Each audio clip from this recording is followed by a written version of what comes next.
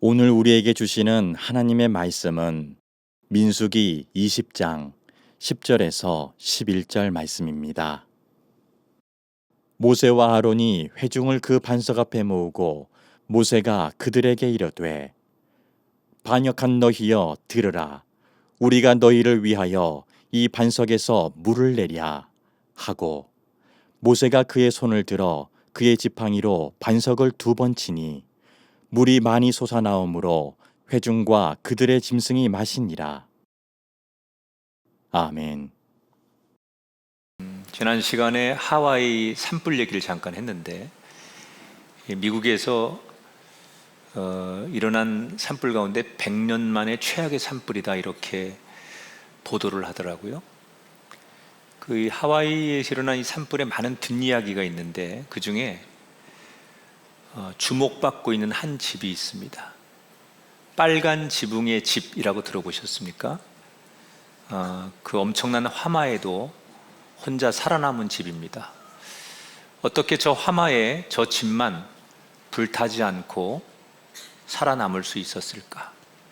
집주인과 인터뷰를 했는데 2년 전 이 집에 이사를 왔습니다. 입주를 할 때 인테리어 공사를 했는데 그때 가능하면 화염에 잘 견디는 소재로 인테리어를 하자. 그래서 아마 금속 소재로 바꾼다든지 울타리를 나무를 다 베고 1m 두께의 돌담으로 쌓아놓고 그렇게 한 것이 이번 그 화재에서 견딜 수 있었다, 그런 얘기거든요. 근데 이 부부가 이 화재를 무슨 예견하고 대비한 게 아닙니다. 그냥 우연히 그렇게 한 건데 이번 불에 자기 집은 견딜 수 있었다. 그러니까 의도한 건 아니지만 불타지 않았던 이유가 있었다는 얘기죠.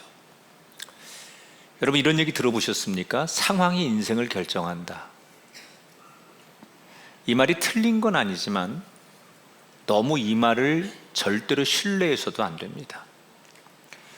똑같은 수업을 들었는데 어떤 학생은 시험을 잘 치르고 똑같은 수업을 들었는데 어떤 학생은 시험을 잘 못 치릅니다. 이런 얘기 들어보셨죠? 알래스카에서 어떤 사람은 냉장고 판매를 포기하는데 어떤 사람은 알래스카에서 냉장고 판매 왕이 되는 사람이 있습니다. 어떻게 똑같은 상황인데 이런 결과를 만들어냈을까요? 들어보면 그들만의 비결이 있습니다. 어느 분야든지 만만한 분야는 하나도 없습니다. 각자의 자리에서 결국 최고의 성과를 거두고 리더가 되는 사람들을 보면 그들만의 그렇게 될 수밖에 없는 이유와 비결들이 존재합니다. 전 목회를 하면서 교인들이 믿음이 잘 성장하고 영적으로 열매 맺는 교인들을 보면, 또 그런 가정들 보면 그럴 수밖에 없구나. 저 가정은, 저분은 저렇게 영적으로 하나님 앞에 축복을 받을 수밖에 없구나. 그런 나름대로의 이유를 찾을 수 있습니다. 오늘 저는 우리가 똑같이 어려운 시대를 살고 코로나 이후에 우리의 믿음을 지키기 어려운 그런 세상을 살지만 그 가운데서도 자기의 믿음을 지키고 영적인 열매를 맺는 사람들의 비결을 들으면서 우리도 적어도 그런 사람이 되는 사모함이 있는 시간이 되기를 축복합니다. 민수기 20장, 21장에 나오는 2개의 사건을 통해서 우리도 언젠가 내게 이런 영적인 비결이 있어서 내가 이렇게 되었습니다 라고 말할 수 있는 사람이 되었으면 좋겠다. 지난 시간에 이어서 오늘도 모세와 함께 가나안 땅을 향해 전진하는 이스라엘 백성들의 이야기를 소개해 드릴 겁니다. 이스라엘 백성들이 이집트를 탈출하고 40년 가까이를 광야에서 헤매죠.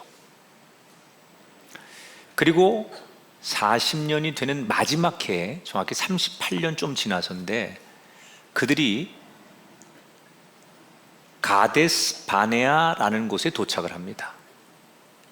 가데스 바네아는 처음에 이스라엘 백성들이 이집트를 나와서 1년 만에 가나안 땅의 관문인 그곳에 도착한 곳이 가데스 바네아예요.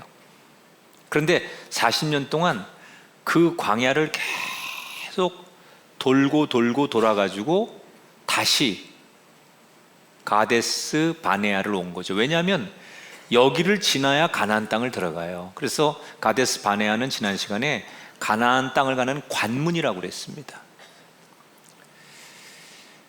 40년 전에 어떤 일이 있었습니까? 정탐꾼을 보냈는데 그 정탐꾼들이 돌아와서 부정적인 보고를 하자 그 말에 두려워하는 백성들이 하나님을 원망하고 모세를 원망하면서 하나님께서 너희들 그런 영적인 상태로 가나안 땅에 들어가는 건 의미가 없다.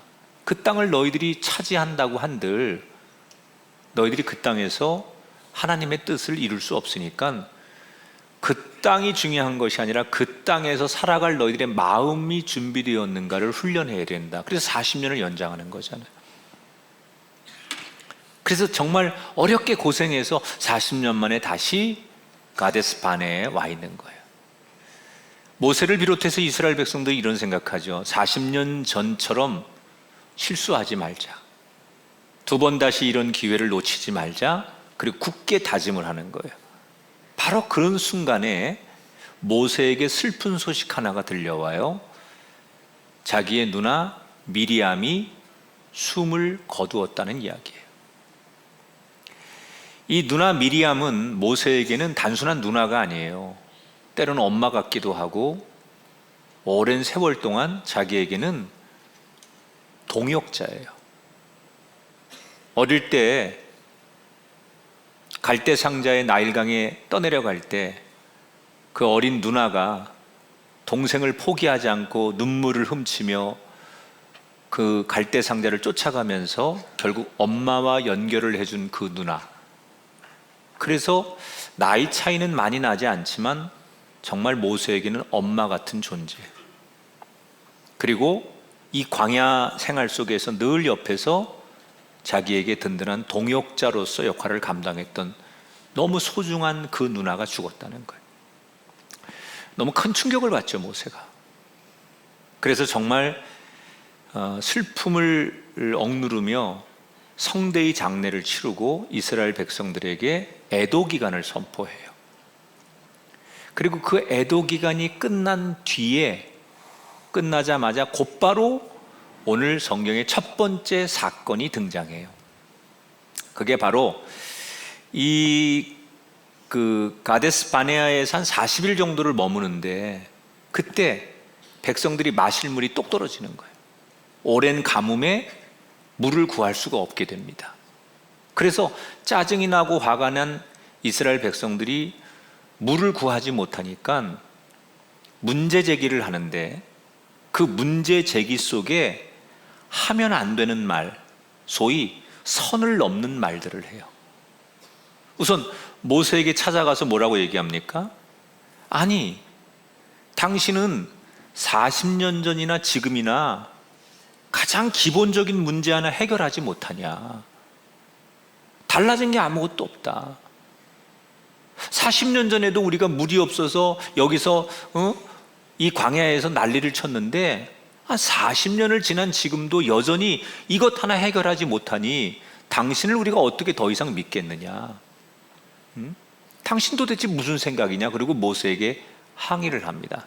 그러면서 그 분노와 원망의 말을 쏟아내면서 결정적인 실수를 하나 해요. 그게 뭐냐면 물이 부족하면 물 부족한 것만 가지고 얘기하면 돼요. 그런데 이걸 빌미로 지난 40년간의 광야 생활 전부를 부정하는 거예요. 여러분 생각해 보세요. 지난 40년 동안 광야에서 어떤 일이 있었습니까? 하나님이 구름 기둥과 불 기둥으로 만나와 메추라기로 수없는 기적을 그들에게 베푸시고 함께 하셨잖아요. 그런데 물이 없어서 목마른 이것이 발단이 되어가지고 지난 40년에 받은 은혜까지도 다 부정하는 거예요. 이 부부들이요, 혹 부부가 좀 이렇게 갈등이 있거나 부부싸움을 할 때 부부싸움도 잘하는 사람들이 있어요. 잘한다는 건 뭐냐면 부부싸움을 안 할 수가 없는데 하더라도 주제를 벗어나지 않고 싸워야 돼요. 예를 들어서 애들 때문에 오늘 뭐 그게 서로 의견이 달라서 부부가 약간 갈등이 있으면 애들 문제 가지고만 얘기하면 돼. 그런데 이게 막 산불처럼 번지는 거예요, 싸움이. 애들 문제 가지고 싸웠는데 결국 나중에는 당신 처갓집, 시댁, 부모님까지 다 끌어들이고 옛날에 20년 전에 상처 줬던 얘기 다시 끄집어내고. 그래서 우리가 꼭 기억해야 될 것은 어떤 일을 우리가 문제 제기를 하거나 또 어떤 의견을 얘기할 때 그 주제에서 벗어나면 안 돼요. 하나님께도 우리가 이 문제를 가지고 하나님 앞에 기도하면 이 문제를 가지고 얘기를 해야 되는데 이걸 가지고 막 자꾸 확산하는 거예요.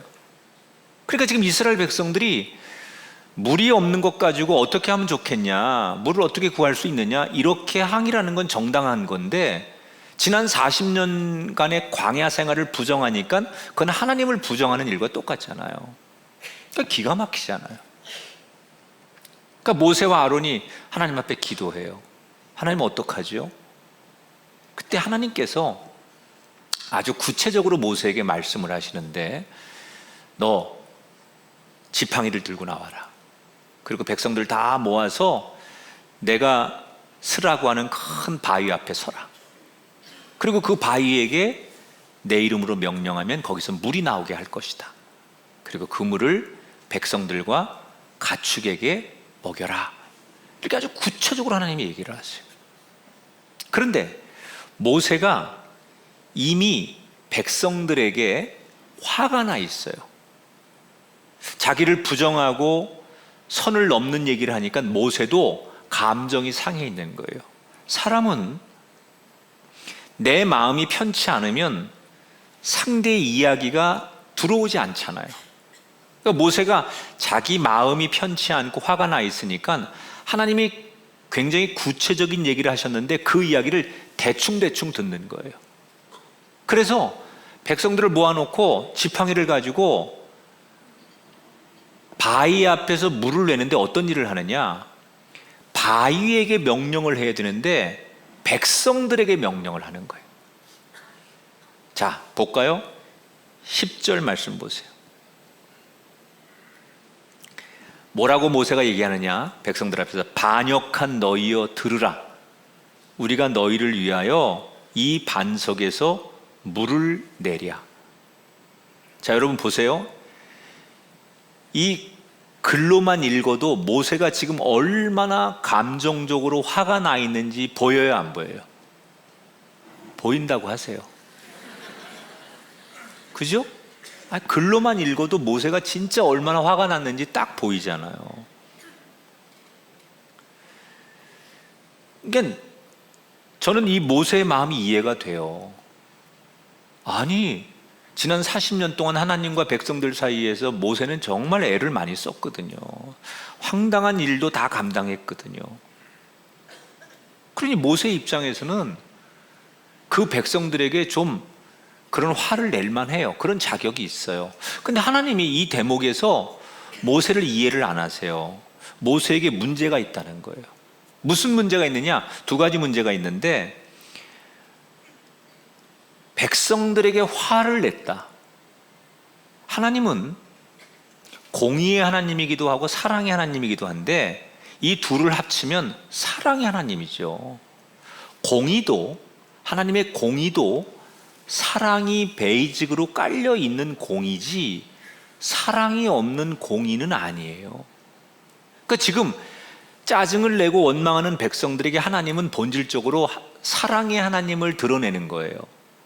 그런데 중간에 모세가 하나님의 이름으로 물을 내면서 백성들에게 화를 내고 짜증을 내잖아요. 그건 뭘 말하는 거예요? 하나님에 대한 사랑의 하나님을 왜곡하게 만드는 거예요. 그 우리가 복음을 전하는 사람들이 또는 중간에 말을 전하는 사람들이 잘해야 돼요. 있는 대로 그대로 전하는 게 제일 중요한 거예요. 근데 거기에 뭘 자기가 가감하거나 자기 생각을 넣거나 이러면 원래의 메시지가 변질되는 거죠. 사랑의 하나님을 드러내는 게 모세가 하는 일인데 거기에 자기 감정을 싣고 분노를 드러내니까 백성들에게는 하나님이 화가 나 있는 것 같고 사랑의 하나님이 아닌 분노의 하나님으로 백성들이 보이는 거죠. 더 결정적인 문제는 뭐라고 말하느냐, 하나님이 이 물을 주신다 이렇게 하지 않고 우리가 물을 낸다 이렇게 표현을 해요. 자, 이런 어처구니 없는 실수를 노련한 모세가 왜 했을까요?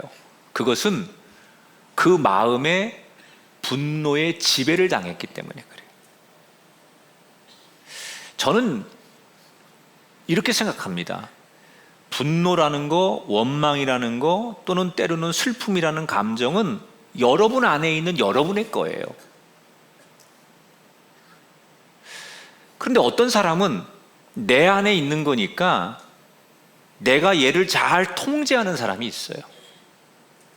아무리 화가 나도 내가 이 분노의 감정, 원망의 감정을 어느 정도 통제해서 내가 조절을 할 수 있는 사람이 있어요.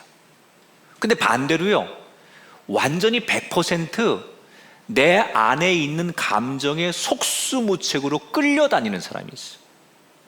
그래서 분노가 일어나고 원망이 일어나면 이게 자기 통제가 안 되는 거예요. 그냥 얘가 막 나를 이리 끌고 저리 끌고 얘가 시키는 대로 다 하는 거예요. 그래서 할 말 못할 말 또는 뭐 하지 말아야 될 행동들을 막 하는 거죠.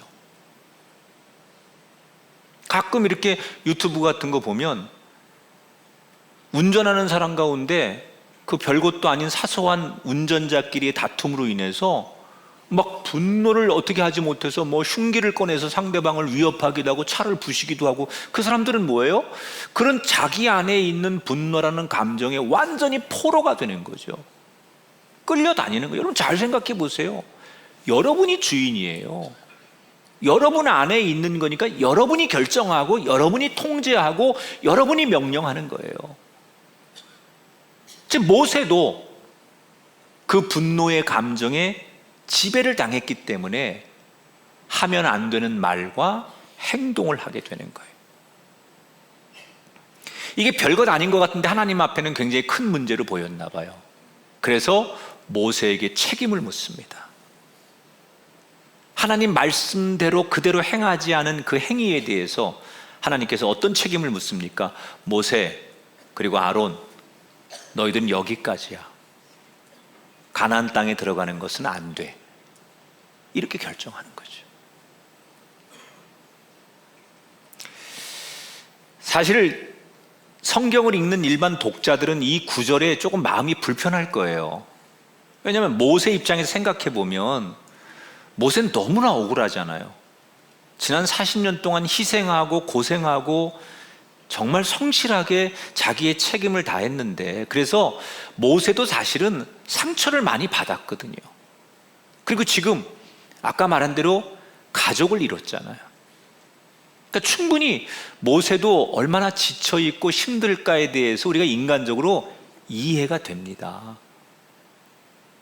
그런데 그 딱 한 번의 실수에 하나님께서 모세를 용납하지 않는 거죠. 사람은요, 한 방에 무너지는 것보다 더 무서운 게 이 계속 잽을 맞으면요, 아무리 맷집 좋은 선수도 데미지를 입어요.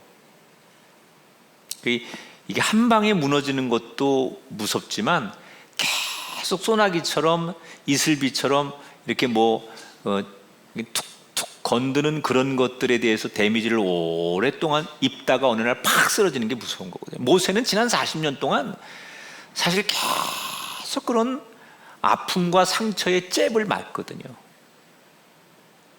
그러니까 어느 날 그런 것들이 이제 쌓여가지고 분노가 일어난 거예요. 그러면 내가 하나님이라면 모세에게 모세야 너 힘들지, 얼마나 너 마음 아프니, 이렇게 위로했을 것 같아요. 근데 하나님은 이 딱 한 번의 실수한 모세에게 위로가 아니라 질책을 하신다는 거예요. 왜 그러셨을까요? 여기에 아주 중요한 메시지가 있어요. 왜 그러셨을까? 하나님이 약속한 땅에 들어가려면 그들에겐 가나안이고 저와 여러분에겐 천국이겠죠. 그러려면 꼭 자격을 갖춰야 되는데, 그 자격이 뭐냐? 어떠한 어려운 상황에서도 적어도 자기를 통제하는 사람이 되어야 된다는 거예요. 우리는 상황이 그래서 그랬어요, 환경이 그래서 그랬어요, 이렇게 말하는 것은 하나님이 아니라는 거죠. 어떤 상황에서도 자기의 감정을 또는 자신의 생각을 자기가 제어하고 통제하는 사람, 그래서 내가 진짜 해야 될 일에 집중하는 사람이 하나님이 약속한 땅에 들어갈 자격이 있다는 거예요. 요즘 서점가에 가면 이렇게 책을 쭉 신간들을 보면 유독 자기를 절제하고 자기를 통제하라라는 주제의 책들이 많이 나옵니다. 그게 경영이 됐든 교육학이 됐든 어떤 심리학이 됐든 간에 공통으로 하는 얘기가, 좋은 결과를 내기 위해서 반드시 거쳐야 되는 과정 중에 하나가 자기를 통제할 수 있어야 된다. 이걸 잘하는 사람이 그 분야에서 성공을 거둔다는 거예요. 근데 세상에 참 어려운 것 중에 하나가 자기를 절제하고 통제하는 거 아닙니까? 어떤 연예인이 그러더라고요. 어느 날은 운동하기가 너무 싫고 막 그렇대요. 그랬더니 옆에 있는 연예인이 좋은 방법이 있대요. 막 운동하는 게 너무 싫고 그런 날은 일단은 신발부터 신으래요. 그 사람이 일단은 신발을 신고 나면 다시 벗기가 싫어서 나가서 뛴다는 거예요. 그게 한참 저도 그 이야기 듣고 웃었는데, 저는 이런 팁을 하나 드리고 싶어요. 만약에 여러분이 자기를 통제하는데 굉장히 어려운 순간이 오면 어떤 걸 생각하면 좋냐면, 내가 하지 말아야 될 것과 싸우지 말고 거기에 에너지를 쏟지 말고 해야 될 것에 에너지를 쏟으세요. 그러니까 우리는 자꾸 뭔가를 내가 해야 될 것이 있는데 하지 말아야 될 것과 싸우고 시간을 소모하느라고 진짜 해야 될 것도 놓치는 거예요. 예를 들면 이런 겁니다. 담배를 끊어야지, 이 생각과 목표만 가지면 성공률은 3%래요.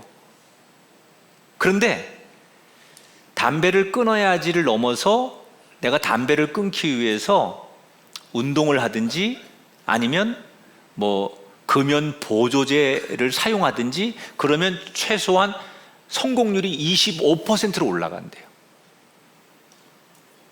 하지 말아야 될 것을 생각만 하면 3%밖에 성공을 못 하는데, 내가 담배를 끊을 거니까 운동해야지, 딴 생각하지 않기 위해서 뭐를 해야지, 해야 될 일에 집중하면 성공률이 높아진다는 거예요. 그러니까 사람들이, 하나님이 나한테 잘하는 걸 다 주신 거거든요. 그러니까 저도 목회를 하면서 늘 제가 결정할 때 그래요. 내가 잘하는 거 하지, 내가 못하는 거, 부족한 거, 그거 말고, 물론 그게 보완이 되고 그걸 나도 배워서 잘할 수 있으면 좋은데, 더 중요한 건 내가 잘하는 거 해야죠. 내가 해야 될 거 해야죠.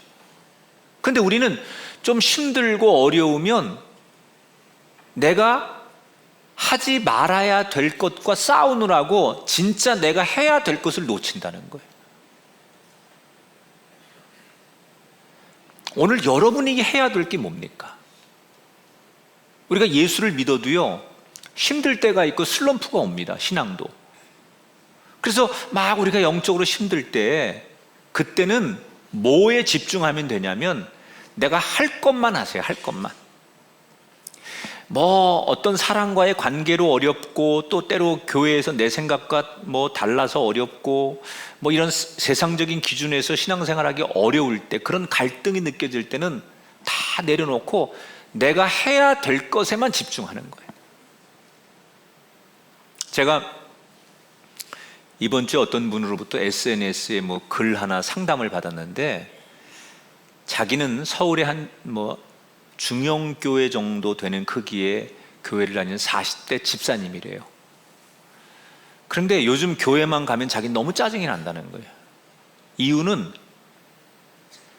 그 같이 예배를 드리는 대상자들 가운데 자기가 예배에 집중할 수 없게 만드는 시험거리가 너무 많대요. 예를 들면 아기를 데리고 와서 아기들이 막 떠들고 아기들이 왔다 갔다 하니까 자기는 예배를 정말 집중하고 싶은데 그런 것 때문에 자기는 예배 집중이 안 된다는 거예요. 옆에서 뭐 전화기 켜서 뭐 전화기 막 검색하는 사람들 보면 자기는 화가 나서 예배가 집중이 안 된대요. 난 그 사람 이야기가 이해가 되더라고요. 여러분은 이렇게 앉아있으니 옆에 사람 잘 안 보이고 뒤 사람 안 보이지만 나는 정면으로 보니까 다 보여. 기도하는 척하고 눈 감고 자는 사람들, 휴대폰 열고 딴 거 하는 사람들 다 보여 나는. 그럼 나도 시험 들어. 내가 이렇게 등 돌리는 거 그쪽 안 보는 거 그래서 그런 거예요.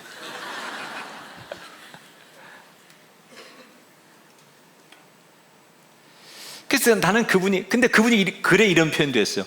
그렇게 자꾸 자기를 시험 들게 하고 자기가 예배에 집중하지 못하는 게 많다 보니 나중에 어디까지 가느냐, 내 앞에 앉아 있는 사람이 몸만 이렇게 움직여도 신경이 쓰여서 자기는 집중이 안 된대.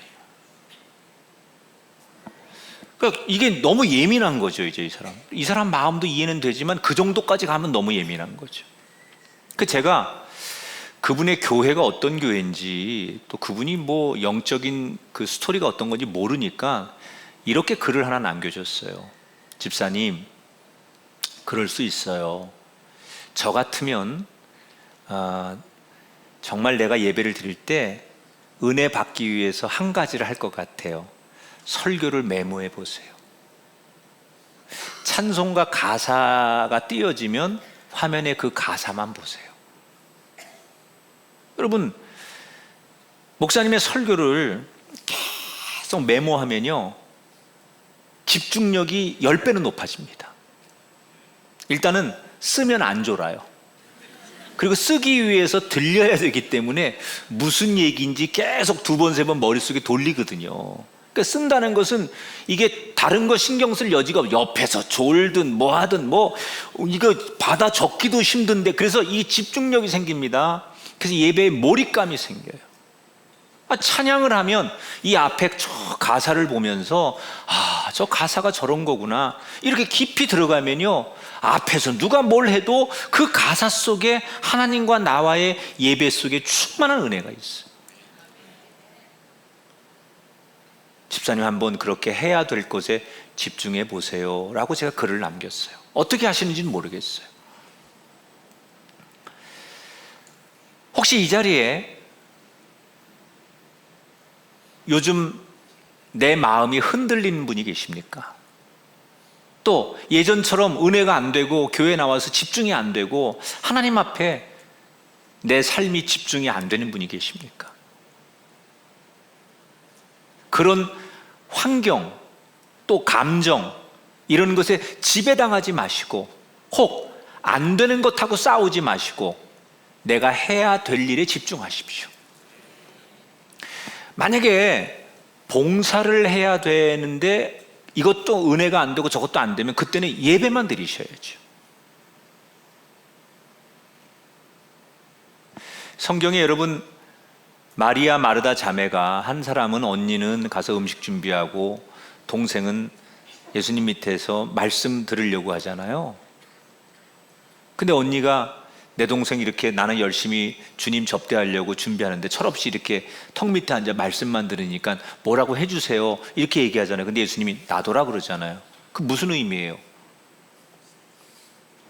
예수님은 애초에 두 자매에게 니들이 지금 해야 될 것은 말씀을 듣는 거라는 거예요. 해야 될 건 말씀 듣는 거예요. 예수님은 원래 두 자매가 다 말씀 듣는 걸 원하는 거예요. 그런데 언니는 해야 될 것을 안 하고 하지 말아야 될 것에 집중하니까 진짜 해야 될 것을 놓치는 거거든요. 우리 삶에 있어서 때로는 내가 진짜 해야 될 것과 싸우지 않고 하지 말아야 될 것과 싸우다 보니 진짜 본질을 놓칠 때가 많아요. 여러분, 하나님 앞에 예배자가 되십시오.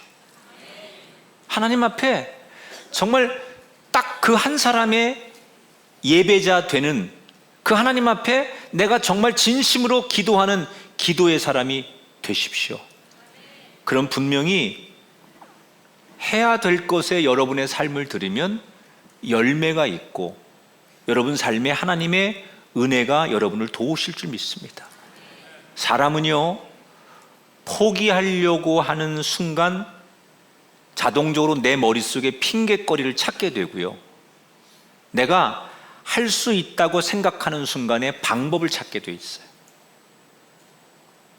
의도를 했든 안 했든 안 돼, 포기해야지 라고 생각하는 순간 여러분의 머리는 자동적으로 어떻게 안 된다는 것을 핑계를 댈까, 핑계거리를 찾게 돼 있고요, 이건 해야 돼, 이건 꼭 할 거야 라고 생각하고 결심하는 순간 여러분의 머릿속의 생각은 방법을 찾고 있는 거예요. 하나님은 여러분이 있어야 될 자리, 해야 되는 모습을 보기를 원하시는 거예요.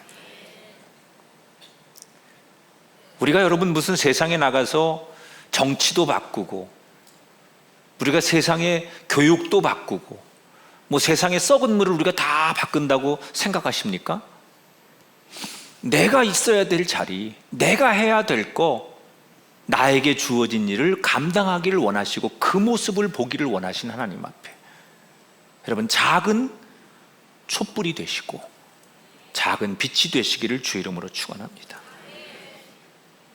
자, 이 가데스 바네아에 있던 이스라엘 백성들이 이제 가나안 땅에 들어가는 거예요. 근데 정확히 말하면 이 사람들은 40년 전에 이집트를 나온 부모 세대는 이제 다 많이 죽고 거의 죽고, 그 40년 전에 어른들이니까 40년 전에는 많이 죽었을 거 아니에요.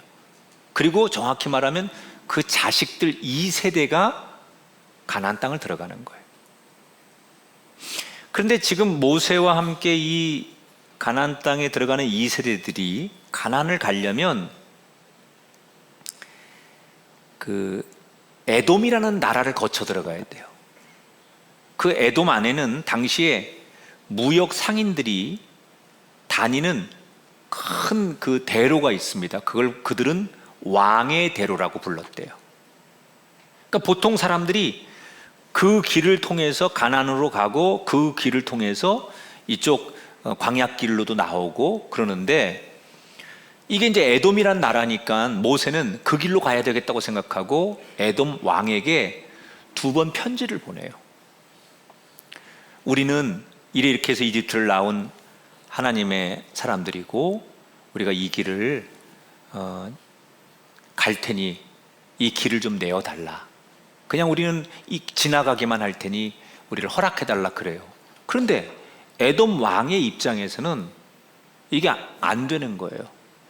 당시 이스라엘의 인구는 200만이거든요. 거기다 가축들까지. 말이 그렇지 200만 명이 만약에 우리나라 들어와 가지고 지나가다가 무슨 일을 벌일 줄 알아요. 그러니까 자국민을 보호하는 왕의 입장에서는 무슨 폭동이 일어날 수도 있고 무슨 도적대가 될 수도 있고 전염병을 옮길 수도 있고 여러 가지 가정을 하면 이스라엘 백성들이 자기네 그 나라를 들어와서 이 길을 통과하는 것을 허락할 수 없는 거예요. 그래서 거절하죠.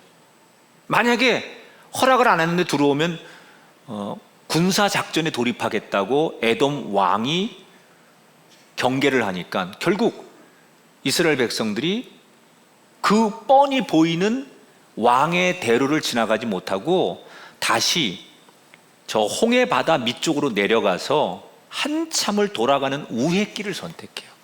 근데 이 길은 그냥 광야예요. 자갈밭이에요. 성지순례 가보시면 알지만요, 아, 진짜 이런 거구나. 그 200만 명이 가축들을 데리고 노인도 아이들도 있을 텐데 그냥 아무것도 없는 그 사막에 산을 기어 올라가야 돼, 맨손으로. 그리고 골짜기를 내려가야 돼. 그러니까 백성들이 인도자를 따라서 지금 가나안이라는 곳을 가면서 무슨 생각이 드냐면, 아니, 왜 쉬운 길 놔두고 좋은 길 놔두고 이렇게 험난하고 이렇게 어려운 길로 우리를 데려가는 거야. 이런 불만이 백성들 사이에서는 자연스럽게 일어나는 거예요. 말도 안 되는 거야. 아니, 가는 길이 이 길밖에 없어? 이게 뭐야? 길도 아닌 곳에 우리를 데려오고 이 가축들을 끌고 올라갔다 내려갔다, 이게 도대체 그런 불편함을 누구에게 원망하겠어요? 책임자에게 자꾸 원망하는 거죠. 도대체 앞에서 우리를 어떻게 인도하는 거야? 너희들 도대체 무슨 계획이 있는 거야? 아, 우리도 여러분 사는 게 민생이 어려우면 그냥 대통령한테, 정치인들한테, 지도자들한테 우리 막 그런 말 쏟아내는 게 민심 아닙니까? 이스라엘 백성들 당연히 하죠.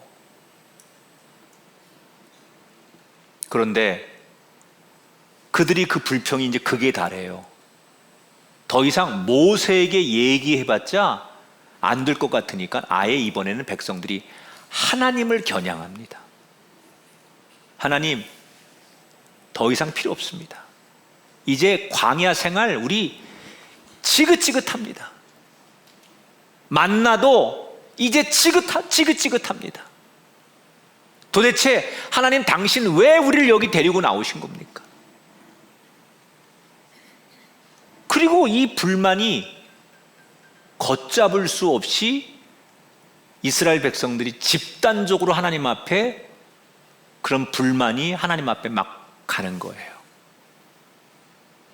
그러니까 하나님은 이 상태로 가나안 땅을 갈 수 없다. 그래서 그들의 생각을 바꾸든지 훈련이 필요하니까 어떻게 해요? 이번에는 그 공동체에게 징계를 내리십니다. 그게 바로 불뱀 사건이에요.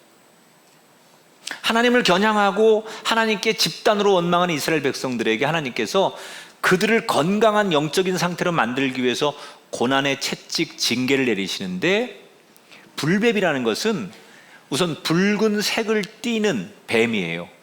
독성을 가졌는데 여기에 물리면 막 사람이 고열로 불같은 막 열이 일어나서 시름시름 앓다 죽는 거예요.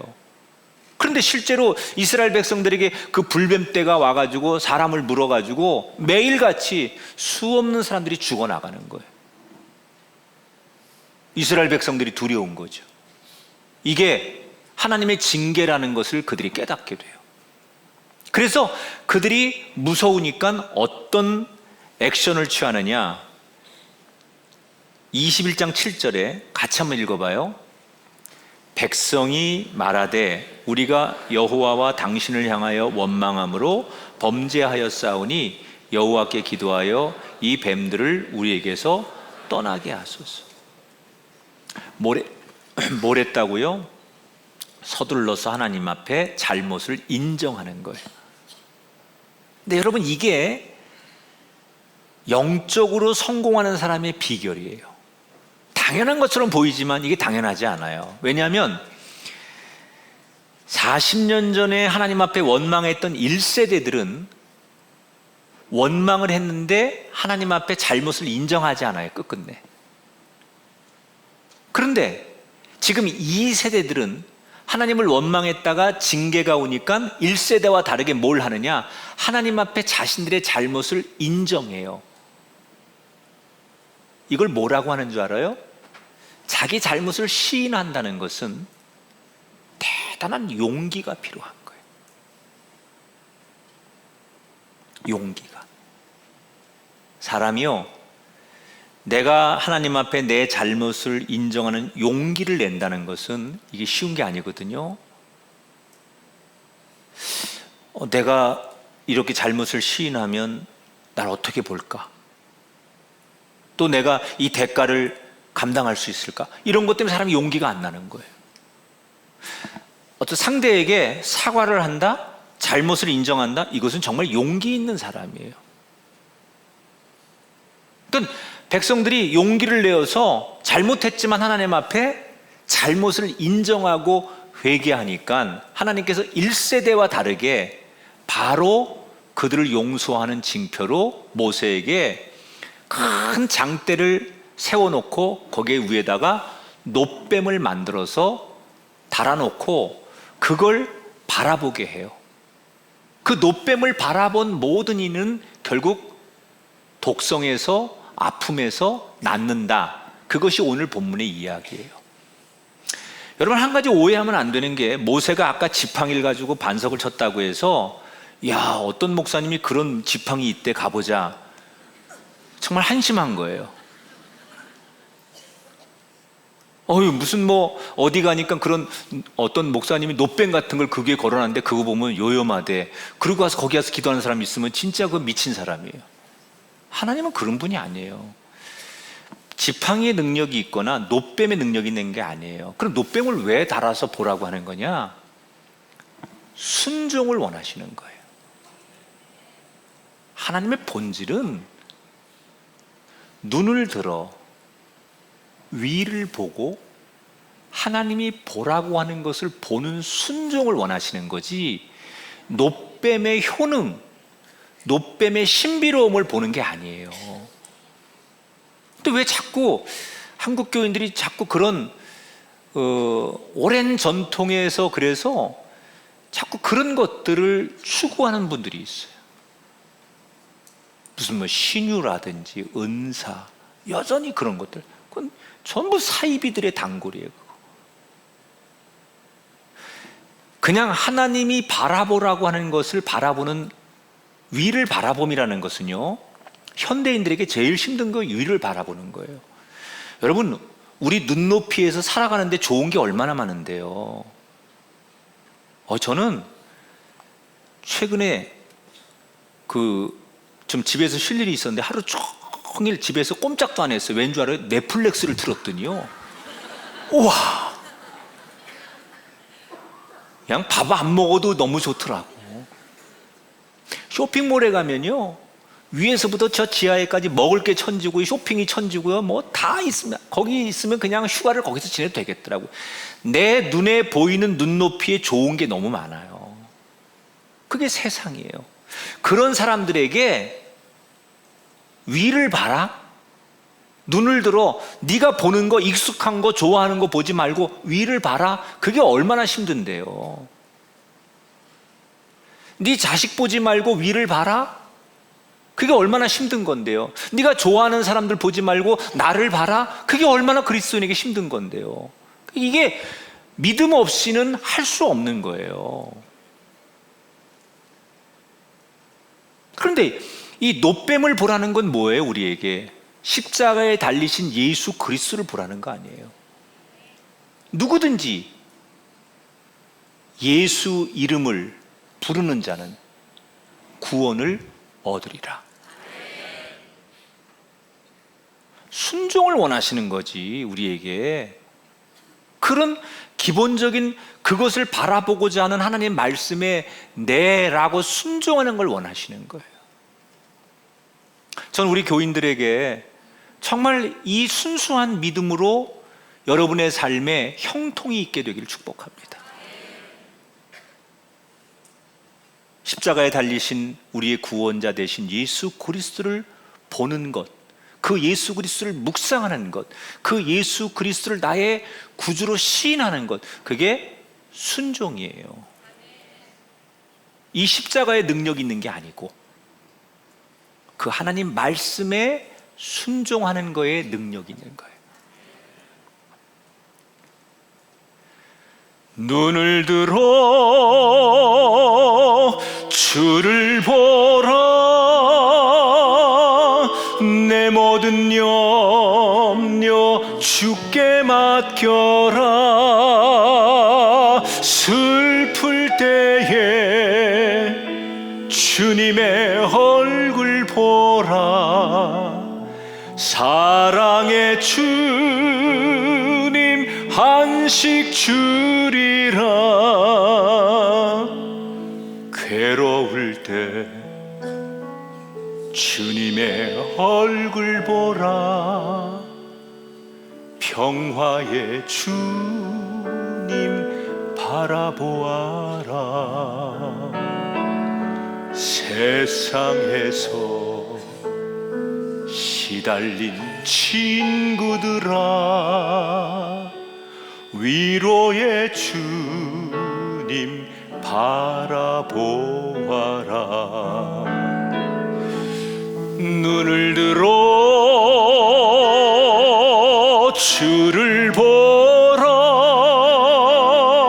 내 모든 염려 주께 맡겨라. 슬플 때에 주님의 얼굴 보라. 사랑의 주님 안식 주리라.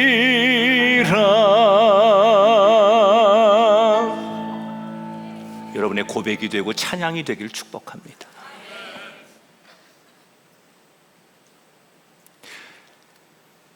여러분, 우리에게 이 용기가 필요해요. 여러분에게 이 용기가 있습니까? 아는 게 많다고 되는 게 아니에요. 여러분 다 배울 만큼 배우시고 얼마나 정보가 많아요. 그러나 하나님께 나의 잘못을 인정할 수 있는 용기, 그래서 위를 바라볼 수 있는 순종함이 있을 때 하나님은 그 영혼을 복되게 하시는 분이다. 오늘 우리 시대는 잘못하고도 큰 소리 치는 사람이 더 많잖아요. 근데 성경은, 하나님은 용기 있는 사람을 잘 되게 하셨어요.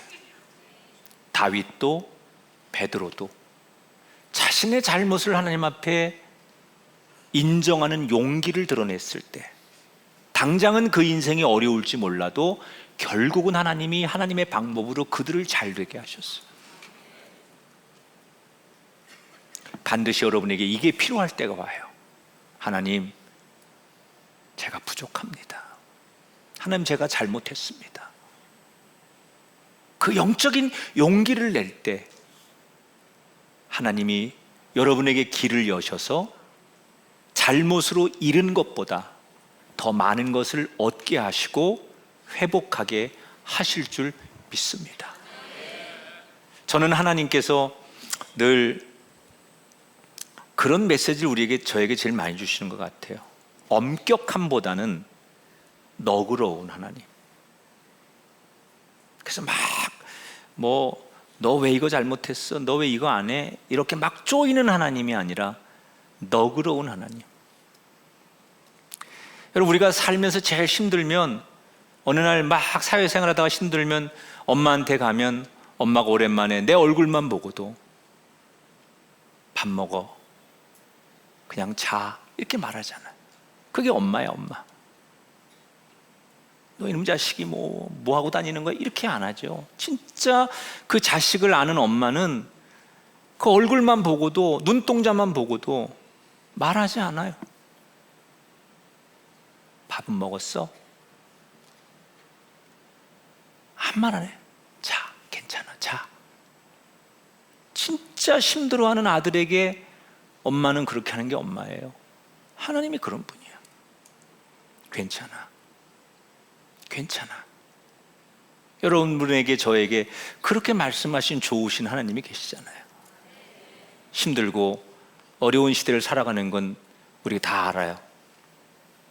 그러나 그 좋으신 하나님 앞에 용기 내어 여러분의 마음을 표현하고 고백을 드리면 더 놀라운 일이 일어날 것을 믿으면서, 여러분은 여러분만의 삶의 비결을 가지고 영적으로 승리하는 아름다운 인생들이 되시기를 주님의 이름으로 축원합니다.